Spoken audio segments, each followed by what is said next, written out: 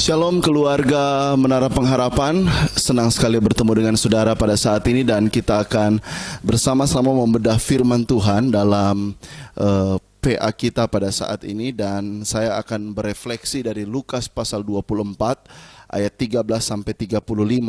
Lukas pasal 24 ayat 13 sampai 35.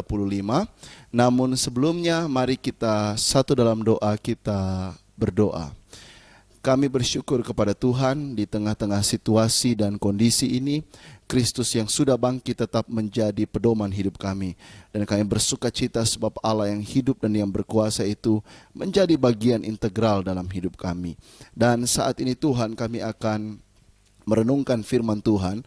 Engkau akan tolong kami membedah ayat-ayat ini sehingga kami boleh melihat sebuah konteks yang luar biasa yang akan membantu kami untuk melihat kehidupan kami di kekinian. Tolong hamba-Mu dan tolong juga semua keluarga Menara Pengharapan yang menyaksikan firman Tuhan pada saat ini. Kami bersyukur kepadamu, di dalam nama Tuhan Yesus kami berdoa. Amin, amin, amin. Mari kita melihat Lukas pasal 24 ayat 13 sampai 35. Lukas pasal 24 ayat 13 sampai 35. Saya tidak akan baca semua ayat-ayat ini, saya hanya akan melihat beberapa ayat yang penting untuk kita diskusikan dalam konteks PA kita pada saat ini. Saudara-saudara, mari kita lihat di ayat 13 dulu. Pada hari itu juga, dua orang dari murid-murid Yesus pergi ke sebuah kampung bernama Emmaus, yang terletak kira-kira 7 mil jauhnya dari Yerusalem. 14. Dan mereka bercakap-cakap tentang segala sesuatu yang telah terjadi. 15. Ketika mereka sedang bercakap-cakap dan bertukar pikiran, datanglah Yesus sendiri mendekati mereka, lalu berjalan bersama-sama dengan mereka. Kita berhenti sampai di situ dulu. Bapak Ibu Saudara jemaat Menara Pengharapan yang dikasihi oleh Tuhan, saya ingin kita coba mengulik pada hari ini, mencoba mengaitkan kisah perjalanan dua murid yang berjalan ke Emmaus dengan kisah kebangkitan Kristus, dan kita coba mengkomparasinya atau mencoba melihatnya dalam kacamata perjalanan sebagai seorang sahabat. Nah, kita mau melihat refleksi ini dalam konteks kacamata kebangkitan Kristus karena baru beberapa hari yang lalu kita menyelesaikan perayaan Paskah, dan juga ini sedang masa-masa antara perayaan Paskah kebangkitan sampai kepada kenaikan Yesus ke sorga. Nah, Bapak Ibu Saudara yang diberkati Tuhan, coba kita lihat teks ini, ya. Teks ini dimulai dengan kalimat pada hari itu juga. Nah, perhatikan baik-baik kata atau frase pada hari itu juga. Kata pada hari itu juga dalam teks ini sedang mencoba mengajarkan kepada kita atau menjelaskan kepada kita bahwa peristiwa perjalanan ke Emmaus ini adalah sebuah peristiwa yang sama, terjadi pada hari yang sama dengan peristiwa kebangkitan. Jadi ini bukan pada hari setelah kebangkitan, ini adalah peristiwa yang terjadi pada hari yang sama dengan hari kebangkitan. Nah, kalau kita coba bandingkan, ya, jadi peristiwa kebangkitan itu dimulai dengan, kalau kita coba membandingkannya dengan Yohanes pasal 20 ayat 1 sampai 10, maka peristiwa kebangkitan itu dimulai dengan kabar kepada Maria Magdalena bahwa Yesus sudah bangkit. Kemudian kabar itu diterima oleh Maria dan perempuan-perempuan lain, baru diterima oleh Petrus dan kawan-kawan sesudah mereka keluar dari rumah Yohanes Markus, murid dari Rasul Petrus, anak Maria di Yerusalem. Itu kisah 12 ayat 12 dan seterusnya. Nah, kemudian setelah mereka menerima kabar dari para perempuan ini yang dipromotori oleh Maria Magdalena, kemudian Petrus dan Yohanes keluar dari rumah Yohanes Markus, kemudian mereka lari ke kubur Yesus untuk melihat Yesus yang bangkit. Kemudian tersebarlah kisah kebangkitan Kristus itu. Itu kisahnya dalam Yohanes pasal 20 ayat 1 sampai 10. Nah, pada waktu peristiwa Yohanes 20 ayat 1 sampai 10 itu terjadi pula kisah dalam Lukas pasal 24 ayat 13 sampai 35 ini. Terjadi pada hari yang sama. Jadi kelihatannya dua orang murid Yesus yang berjalan menuju ke Emmaus ini itu tidak hadir pada waktu perempuan Maria Magdalena dan kawan-kawan perempuan yang lain memberitakan bahwa Yesus sudah bangkit. Jadi mereka tidak tahu bahwa Yesus sudah bangkit. Sehingga mereka memilih untuk keluar dari rumah tempat tinggal mereka. Tetapi karena mereka tidak mendengar peristiwa kebangkitan Kristus atau berita kebangkitan Kristus, maka kedua murid ini memilih untuk berjalan menjauh dari Yerusalem dan memilih untuk pergi ke Emmaus. Menarik sekali dengan istilah Emmaus ini ya. Karena apa? Karena Lukas menyebut jarak Yerusalem ke Emmaus itu kira-kira 7 mil jauhnya. Ya, 7 mil jauhnya. Nah, 1 mil itu sama dengan 1,6 kilo. Artinya kalau perjalanan Yerusalem ke Emmaus itu 7 mil jauhnya, maka jarak tempuh itu sama dengan 11,2 kilo. Nah, dalam pengertian orang Yahudi, kata Emmaus itu berarti sumber air panas atau kolam air panas. Itu arti kata Emmaus. Saya tidak mencoba untuk beralegori di sini, tetapi kalau kita mau mencoba beralegori ya, ataupun saya tidak mau terjebak dalam PA ini untuk mengajak Bapak Ibu untuk beralegori, tetapi kalau kita coba melihat secara metamorfosa, secara perumpamaan, maka istilah ini, Emmaus ini, sumber air panas ini, secara tidak langsung sedang menggambarkan suasana kedua murid yang berjalan dari Yerusalem ke Emmaus. Mereka tidak dengar kisah kebangkitan, mereka tidak melihat Yesus yang bangkit, mereka tidak pernah berjumpa dengan Yesus yang bangkit, mereka menganggap Yesus masih dalam kubur, mereka menganggap Yesus mati dan tidak bangkit-bangkit lagi, dan berdasarkan peristiwa itu hati mereka bergejolak, hati mereka panas, hati mereka penuh emosi, hati mereka bergelora. Karena apa?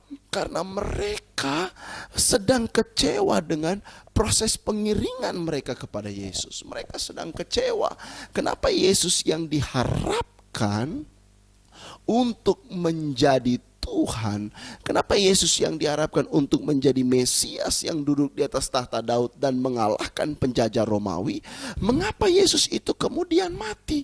Ada kekecewaan dalam diri para murid pada waktu itu, sehingga dalam suasana bergelora itu mereka mengambil sebuah keputusan bukan untuk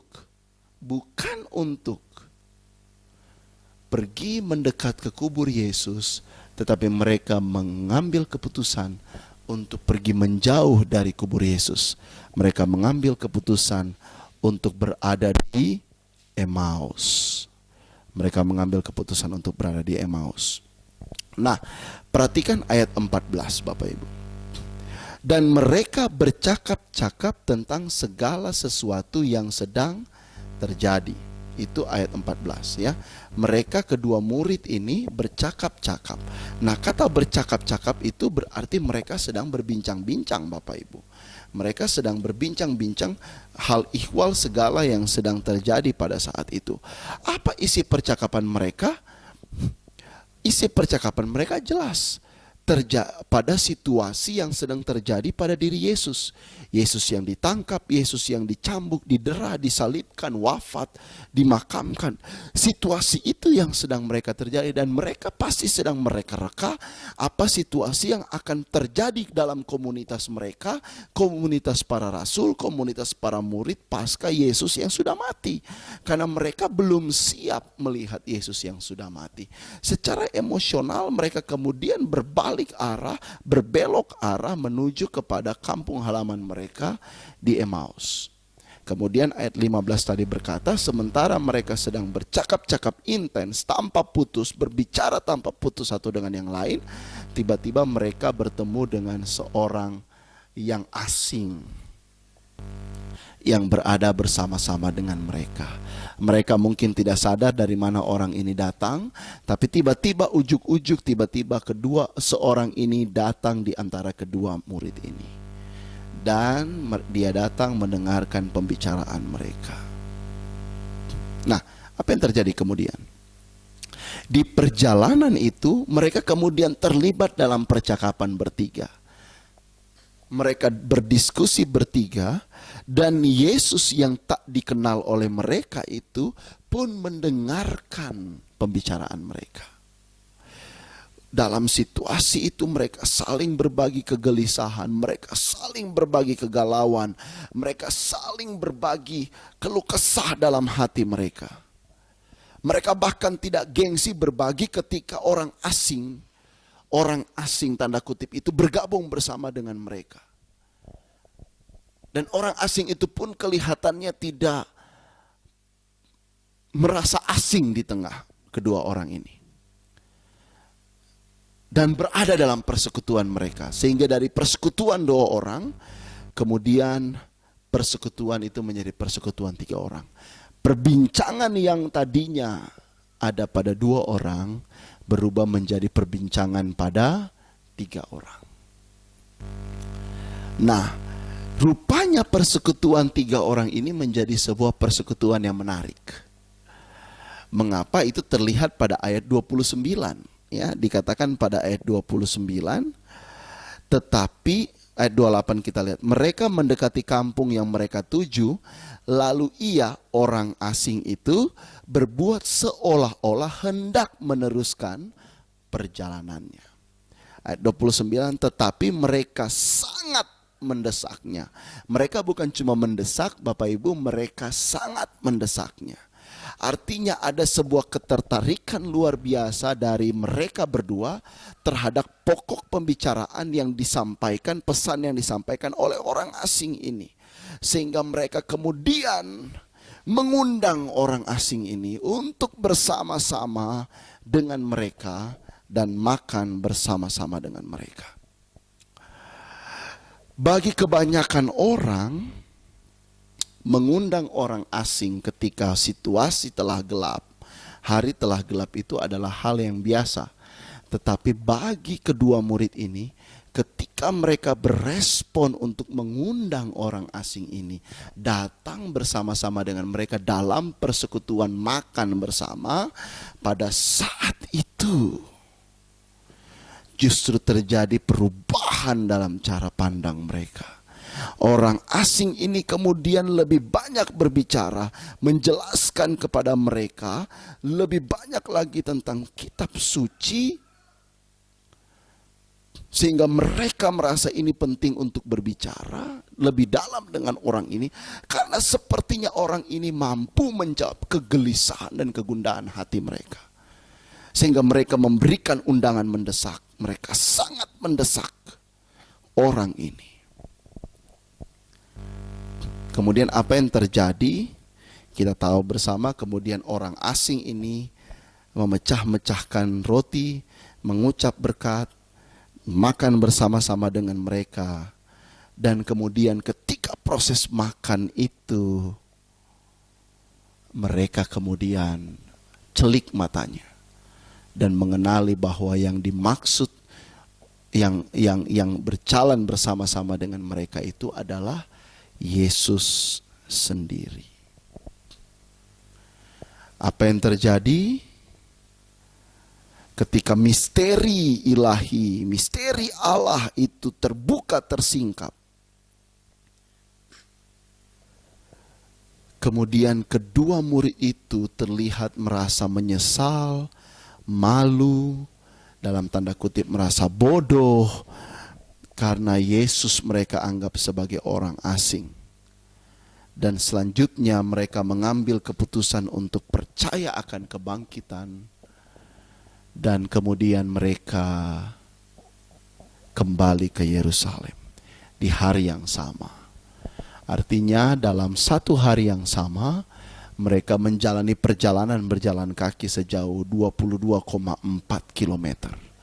Tetapi perbedaannya, etapa pertama perjalanan mereka diisi dengan kegundahan, Tetapi etapa kedua dari perjumpaan mereka itu diisi dengan apa? Alkitab berkata dalam ayat 34, kata mereka seorang kepada yang lain, bukankah hati kita berkobar-kobar? Jadi kalau mereka awalnya datang dengan kegundahan, ketika mereka berada dalam persekutuan sahabat bertiga itu dan kemudian misteri Allah terbuka di antara mereka, mereka kembali ke Yerusalem menjalani etapa kedua perjalanan mereka dengan berkobar-kobar. Nah, apa yang perlu kita perhatikan dengan jelas dari eksposisi kita terhadap ayat ini atau teks ini, Bapak Ibu Saudara, jemaat Menara Pengharapan? Kita harus menyadari yang pertama bahwa konsep persekutuan itu adalah konsep persahabatan. Para murid bercakap-cakap tanpa henti dan selalu yakin. Ada teks di bagian Injil yang berkata 2-3 orang bersekutu dalam namaku, di situ aku ada. Jadi ketika terjadi konteks persahabatan dalam persekutuan ilahi antara pria dan perempuan, kemudian tanpa memandang gender, tanpa memandang suku, sebagai satu identitas yang sama yakni murid, terjadi sebuah percakapan yang terbuka satu dengan yang lain. Maka ketika orang ketiga datang, mungkin saja orang itu adalah Kristus. Secara spiritual saya mau bicara begitu. Ketika satu dengan yang lain saling mendukung dalam kebuntuan dan kemacetan hidup, pasti akan muncul pribadi ketiga yang mungkin tidak dikenali, dan pribadi itu adalah Kristus. Nah, bukankah perjalanan iman itu adalah perjalanan embara? Istilah tertua bagi gereja itu adalah jalan. Bahkan sebelum pengikut Yesus disebut sebagai Kristen, mereka sudah disebut sebagai pengikut jalan Tuhan. Dalam Kisah 22 ayat 4, Kisah 24 ayat 14. Artinya perjalanan iman itu selalu dipandang sebagai sebuah perjalanan, pengembaraan, peziarahan. Dan betapa mumetnya ketika kita berjalan dalam perjalanan panjang penuh misteri ini seorang diri. Kita membutuhkan orang lain di sebelah kita yang tidak memberikan solusi, tapi orang itu menjadi teman berbagi kegundahan dan kegelisahan. Sebuah persekutuan yang tanpa gengsi berbicara tentang kegelisahan, kegundahan, kegalauan. Apalagi ketika kita menghadapi situasi-situasi pelik dan berat seperti ini. Sepertinya kita sedang memasuki sebuah lorong yang gelap dan panjang dan tanpa henti. Dan mungkin setiap kita sedang bertanya, kapan semua ini akan berakhir. Tapi percaya satu, bahwa kekuatan kita itu terletak pada apa? Ketika ada orang di sebelah kita dalam persekutuan kita yang bersedia berjalan bersama-sama. Dan yang kedua, Kristus dapat hadir melalui orang-orang yang tidak terduga hadir dalam perjalanan kita. Orang-orang yang kita tidak ekspektasi, kita tidak mimpikan, orang itu kemudian berjalan bersama-sama dengan kita dalam pengembaraan spiritual itu. Saling berbagi. Orang itu kemudian yang memberikan insight baru, pemikiran yang baru dalam hidup kita.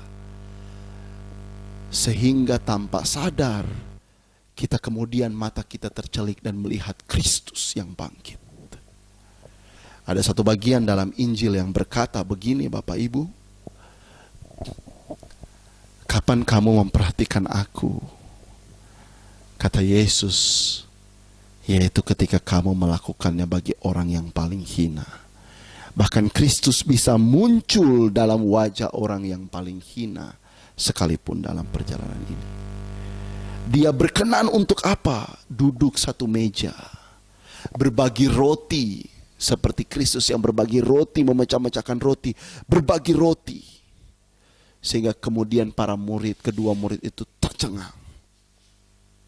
Di tengah kegelisahan dan kesukaran kita pada hari ini, maka mari kita tetap bersedia juga menjadi representasi Kristus bagi orang lain. Yang kemudian kita bersedia memecahkan roti bersama dengan orang itu. Supaya orang itu pun matanya tercelik untuk melihat Kristus yang bangkit.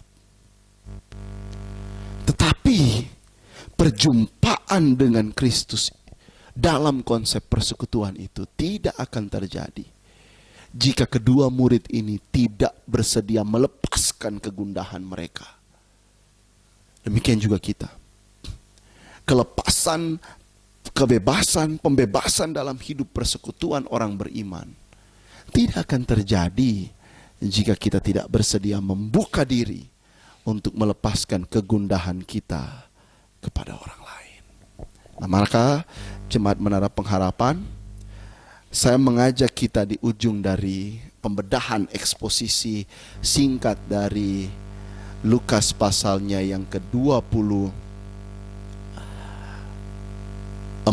13-35 ini, dengan ajakan mari kita selalu memandang saudara sesama Jemaat Menara Pengharapan sebagai sahabat spiritual yang menjadi rekan seperjalanan dalam embara hidup ini, terutama ketika kita sedang melewati fase, melewati lorong yang gelap dan panjang. Berbincang, bercakap adalah sebuah cara yang paling baik. Dan yang kedua, kita harus selalu membuka diri akan kehadiran Kristus. Tidak saja secara spiritual hadir dalam iman kita, tapi juga kita harus sadar bahwa dia bisa hadir melalui rupa yang lain, melalui orang-orang yang Tuhan kirimkan ada di sekitar kita. Orang-orang yang Tuhan kirimkan menjadi bagian dari hidup kita, bahkan mungkin orang asing sekalipun, yang dipakai oleh Tuhan untuk mencerahkan, membuka kebuntuan pemikiran dan hati kita, sehingga kita tetap bisa melihat karya Tuhan yang luar biasa di tengah proses pergumulan hidup yang penuh kegalauan. Walaupun kita sudah melewati Minggu Paskah ini, semoga Tuhan menguatkan saudara, menguatkan kita semua untuk berjalan dalam embara perjalanan kehidupan yang berat dan panjang ini. Mari kita berdoa. Kami bersyukur kepada Tuhan karena kami boleh bersama dalam perjalanan pengembaraan hidup bersama dengan Engkau.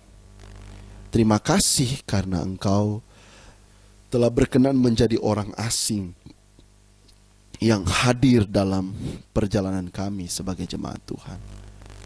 Dan biar kami juga belajar untuk saling terbuka satu dengan yang lain, untuk melihat betapa besarnya karya Tuhan itu bagi kami. Celikan mata rohani kami supaya kami bisa melihat rancangan Allah yang lebih besar daripada apapun juga. Demi